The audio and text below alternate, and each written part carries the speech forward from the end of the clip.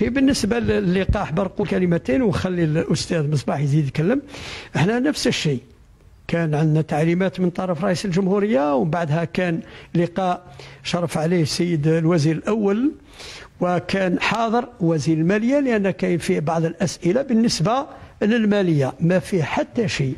عندنا تعليمات صارمه، لما يكون اللقاح موجود سنستورد احنا اللقاح الموجود. الشيء برك نقولوا نخلي اخي يتكلم يزيد يكمل. ما يدخل حتى لقاح للجزائر الا اذا كان مضمون محسوب كلقاح، ما عندنا حتى علاقه بالسعر نتاعو. احنا السعر اللي موجود اللي يحمي لقاح اللي حتى سعره عالي ويحمي المواطنين نتاعنا، هذاك هو اللقاح اللي نجيبوه. لازم يكون مضمون، لازم يكون يستعمل في البلد اللي نتجو.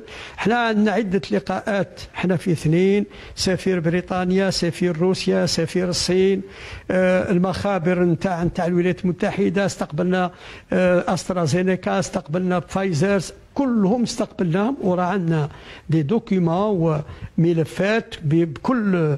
احنا ننتظر، ما فيش دوله واحده حاليا في العالم اللي بدات اللقاح، هذه كلها تجارب. ورانا نشوفوا مسابقه بين المخبر هذا والمخبر، انا عندي نسبه نتائج 90 و 92، ومن بعد هذاك عندنا احنا كل هذا كلنا نشوفوه ونقراه ونتناقشوا في المخبر في المجلس العلمي. لما يكون اللقاح اللي فيه كل الشروط اللي نطلبها احنا يدخل اللقاح ان شاء الله عندنا.